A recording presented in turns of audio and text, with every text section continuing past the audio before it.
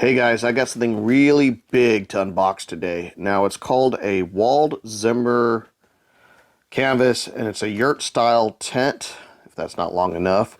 And let's go ahead and let's take a gander of what we got. So this is a Four Seasons tent, and just for all that don't know me, I live in South Texas, so I normally don't need a Four Seasons tent, but the family and I have been spending more and more time at the Davis Mountains in West Texas. It's about a mile in elevation, so I'm needing to upgrade my tent. This is the poles. Yeah, literally comes in its own separate bag. Stakes. Now let's get this big old tent and pull it out.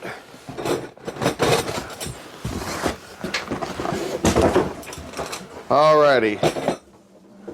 Now we got it out. So we're gonna go over a few things before we actually set this tent up.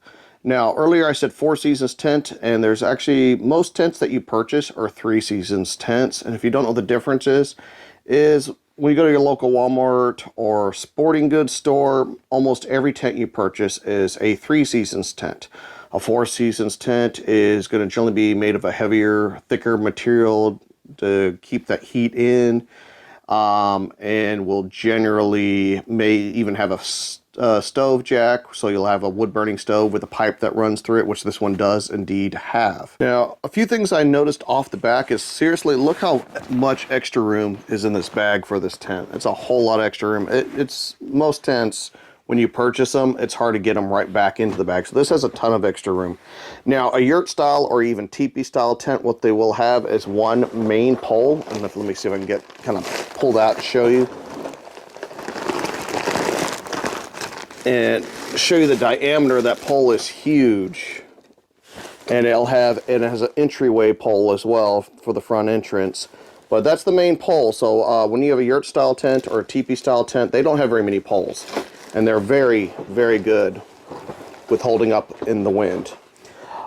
These are made of canvas. There are some other materials, and this is the cheaper version. There's another company called White Duck, and they make some very high-end tents, but they'll set you back. This is about 13-foot diameter, complete circle, and this will run you, this one sets you back about $400, but those White Duck tents will set you back closer back to $800. This is a cheaper version. The other ones are made in the United States. This one is made overseas, but we're gonna set it up and we're gonna go ahead and wait for the weather to clear up and kind of see if this is worth it, and this might be something you might be interested in buying. Okay, first things first, you need to do, if you have a teepee / yurt style tent, you're gonna need to stretch it completely out and then stake it to the ground before you put even a single pole in, because with these designs, since it's not a multi-pole, it'll just simply fall over. So you will have to stretch it out and then stake it. Something else I want to show you about this tent. My old one didn't have this, but I love this. This is vinyl floor, which means this will help with if there's any rocks below it, it won't rub it. And if you have any cots inside, it won't eventually rub holes in it, especially if you do long-term camping. So this is a much heavier material. I'm glad to see they put that in this tent. Before I get staking this down, I actually just opened up the stake bag, and I want to show you, it actually comes with two types of tent stakes, and it comes with the cheapy ones, and it actually comes with some really high quality ones as well. So if you do purchase this tent, just realize it actually comes with some good stakes, and you may not have to go out and go buy some. So we got the tent completely staked down. Now, one important thing to remember is when you have tents like this with a single pole, is to do them in a star pattern. So if you do one on that side, you need to do it on this side, and vice versa. Kind of like if you were to change out the tire to your truck. You kind of zigzag back and forth. Now it's time to go ahead and put the pole up and get this all ready to go. And it has some rubber ends just to make this where it won't get damaged. And okay. There we go. The next step is to put the entryway pole, and we'll start doing the guide ropes. Okay, we're inside the tent and we're about to put the last pole up. And if you hear a little 3-year-old, Benjamin decided to come and join us, so I do apologize for that. He just likes camping.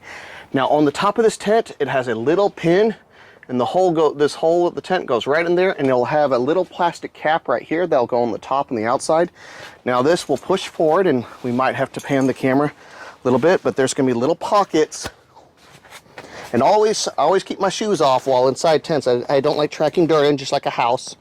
And you put the little base of the poles in these pockets over here. And that's all that's necessary that needed to be done. Okay, we finally got it set up. One thing it did not come was these are not pre-attached, so you have to go and tie every single one. And once again, we do them in star patterns. We do one over here, one over there, but we got it fully stretched out and put up. It's about 8 foot 2 inches or so tall. So let's go ahead and take you inside of the tent. Okay, we're inside the tent.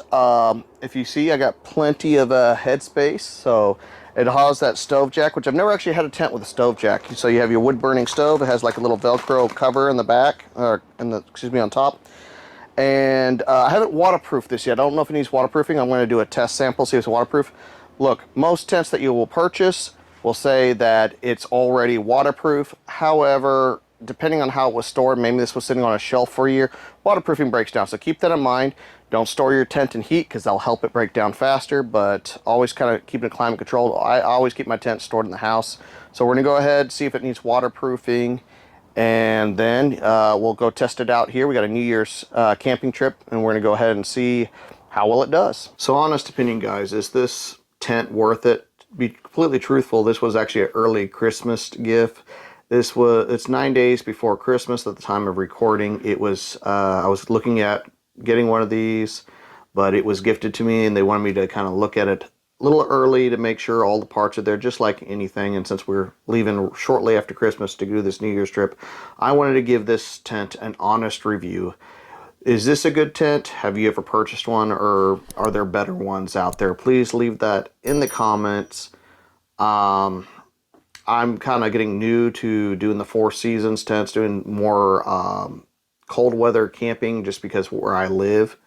So if you have any tips or ideas, let me know. And please check the community tab. We do put things out there, but I don't know if all of you have been getting it. But if you like this channel, just give it a thumbs up, give it a subscribe. And this is Adam with T260, and have a wonderful camping day.